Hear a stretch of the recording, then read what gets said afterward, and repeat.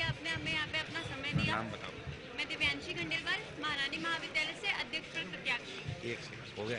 जी, जैसा कि आप सभी को पता है कि 12 अगस्त को देर रात एक काला फरमान जारी करा गया, जिसने हमारी रातों की नींद उड़ा दी। चलता है। उस दिन से आज तक हमें याद नहीं है कि कभी हम चैन की नींद सोए हैं। और मैं नहीं, मेरे सारे बड़े भाई और हनुमान जी सर, ये तो हमारे साथ में जैसे खड़े रहे हैं, हम इनका जितना शुक्रिया करें उतना शायद कम ही है। यहाँ पे एक बात हो रही है एजुकेशन पॉलिसी की, तो मैं ये पूछना चाहूँगी कि आज सितंबर, अभी 2 दिन बाद सितंबर स्टार्ट होने को आया, क्या विश्वविद्यालय में एडमिशन प्रोसीजर पूरा हो चुका है? क्या क्लासेस स्टार्ट हो गई है? अगर आप हमारा फ़ोन चेक करेंगे तो एक बड़ी सी लिस्ट तैयार है बच्चों की कि दीदी क्लासेस कब से स्टार्ट होगी, दीदी हमें ये स्कॉलरशिप का ये कब होएगा। यहाँ पे हमारे कॉलेज में महारानी महाविद्यालय का तो गेट ही बंद हो चुका था जब ये जो प्रदर्शन चल रहा था। उस टाइम पे 3 दिन तक महारानी का गेट बंद था। फॉर्म गेट के बाहर से वो लोग जमा कर रहे थे। तो अगर सिर्फ चुनाव ना होने के सिर्फ एक घोषणा से अगर ऐसा हाल है, तो अगर चुनाव सच में नहीं होते हैं तो शायद ये विश्वविद्यालय का गेट बंद ही हो जाएगा परमानेंट। तो बस हमारा यही सबसे आग्रह है कि छात्र संघ चुनाव बहाल करें जितना जल्दी हो सके, और हम इसके लिए जिस लेवल तक हमें जाना पड़ेगा हम उस लेवल तक जाएंगे और छात्र संघ चुनाव बहाल करवा के रहेंगे। 14 सितंबर को जयपुर के अंदर 1 लाख से ज़्यादा छात्र राजस्थान की सरकार को घेरेंगे।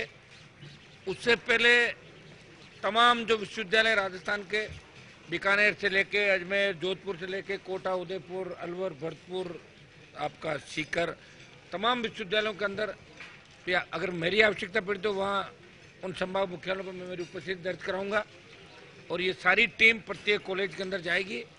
और ये 1 लाख से ज़्यादा छात्रों का जो आंदोलन होगा, जो रैली होगी, ये आज तक की सबसे ऐतिहासिक रैली होगी और उस दिन हम सरकार के घुटने टिकवा देंगे जयपुर के अंदर। इस रैली का स्थान विद्यानगर स्टेडियम अभी बात हुई थी क्योंकि 1-2 जगह खाली स्थान नहीं मिला था और हमें तारीख भी उस हिसाब से लेनी थी।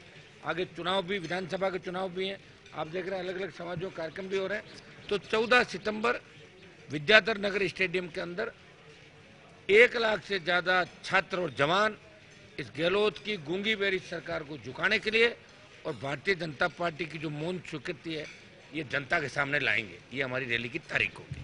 हमने घोषणा करी है भाई साहब ने कि 14 तारीख को 1 लाख से ज्यादा नौजवानों की रैली राजस्थान में होगी, जिस रैली के माध्यम से हम राजस्थान की सरकार को झुकाने का काम करेंगे। ओके सर, जो आज ये चुनाव के जो आपने रखा है, ये शासन चुनाव जो प्रदेश में बंद हो गए, इनकी बहाली राजस्थान की सरकार के और बीजेपी कांग्रेस ने जिस तरह हाथ राजस्थान में मिला के जिस तरह करारी चोट नौजवान राजनीति पर जो डाका डाला इनके जवानों के हित पर, छात्रों के हित पर, हम चुनाव की घोषणा कराएंगे।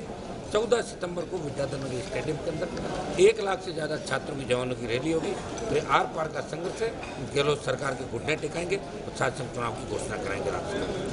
मैं दिव्यांशी खंडेलवाल, महारानी महाविद्यालय से अध्यक्ष पद प्रत्याशी। जैसा कि आप सभी जानते हैं, 12 अगस्त को देर रात को एक काला फरमान जारी हुआ था। वो शायद गहलोत सरकार की, अब तो शायद मैं उसको गलती कहूँगी कि जहाँ तक देखने को लग रहा है कि वो एक उनका डर था, क्योंकि जो उन लोगों ने लिंगदो कमेटी और जो एजुकेशन पॉलिसी का हवाला दिया है वो तो कई चीज़ हमें दिख नहीं रही, वो हम एक रीज़न मान ही नहीं पा रहे। क्योंकि जो लिंगदो कमेटी है उसकी पालना अगर नहीं हो रही है तो ये सरकार का ही काम है कि उसकी पालना करवाएं। और जो एजुकेशन पॉलिसी की बात हुई है तो वो वैसे भी लागू नहीं हो रही है। आज सितंबर को आने को आया ना, आज तक कॉलेज में एडमिशन प्रोसीजर कंप्लीट हुआ है ना, नया सिलेबस भी अभी ही आया है, वो भी कुछ ही सब्जेक्ट्स का आया है, नया सिलेबस भी पूरी तरीके से जारी नहीं किया है। बच्चे इतने असमंजस्य में हैं कि दीदी हम कैसे आगे प्रोसीजर पढ़ाई करें। एक जब बच्चा स्कूल से कॉलेज में आता है तो उसकी बहुत एक्सपेक्टेशंस होती हैं, और जब एक गवर्नमेंट कॉलेज में आता है तो वो एक अलग वो होता है। और मैं महारानी कॉलेज से हूँ, तो महारानी कॉलेज का जो नाम है उसका, वो शायद बच्चों को कहीं देखने को नहीं मिल रहा है। आधे से ज़्यादा, अगर आप वहाँ की लिस्ट चेक करोगे, आधे से ज़्यादा बच्चों ने अपने एडमिशन वापस ले लिए।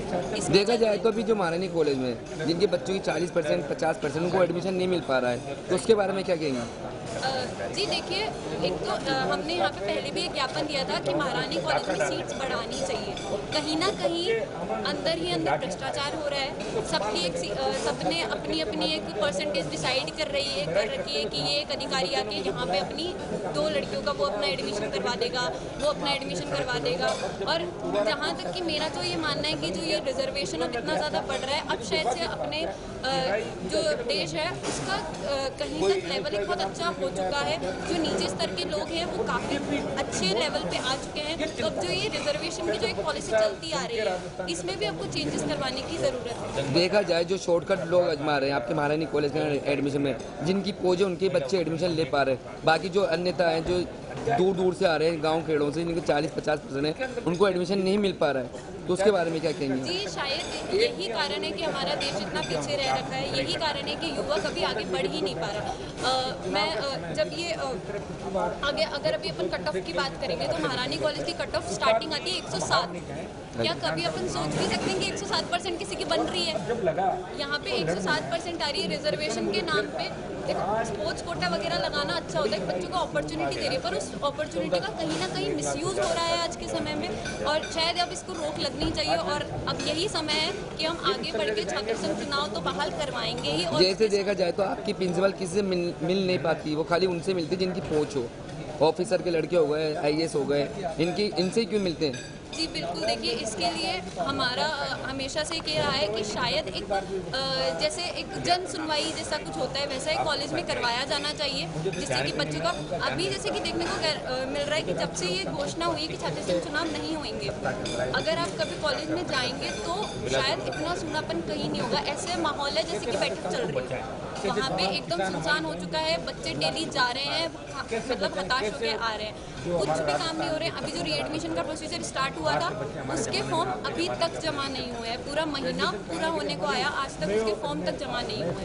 तो शायद अब ये विश्वविद्यालय यानी कहीं ना कहीं महारानी कॉलेज की कमी है प्रिंसिपल की। जी पूरे एक सिस्टम की ही कमी है, पूरे एक अथॉरिटी ही इसको मेन देखा जाए तो प्रिंसिपल के ही मेन देता है।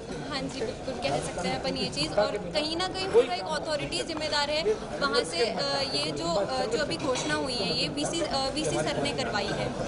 वीसी सर का अपना एक विचार था कि ये चुनाव नहीं होने चाहिए क्योंकि जो माहौल है यूनिवर्सिटी का वो बिगड़ रहा है। तो क्या आज मैं ये पूछना चाहूँगी कि वीसी सर जो हैं वो कभी आज आके हमें देख भी रहे हैं? हम उनके पास अगर जा रहे हैं तो हम उनसे मिल नहीं पा रहे, हमें लाठीचार्ज हो रहा है। एक अभी थोड़े टाइम पहले की बात है, एक महिला जो छात्र नेता है उन तक पे लाठीचार्ज हुआ है और वो एक मेल कांस्टेबल ने किया है।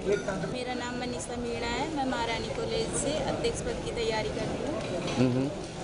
आगे ये चुनाव बहाल कराने के लिए हमने एक प्रोग्राम रखा है कि चुनाव होने ज़रूरी है, क्योंकि गांव में से बहुत से बच्चे नासमझ अनजान आते हैं। उनकी हेल्प के लिए छात्र नेता बहुत ही ज़रूरी है। छात्र नेता नहीं होंगे तो वो एडमिशन नहीं ले पाएंगे और आगे बढ़ नहीं पाएंगे। और गांव हमारा देश पिछड़ा हुआ है पहले से, और उनको सीख वगैरह नहीं मिल पाएगी। कहाँ से हो आप?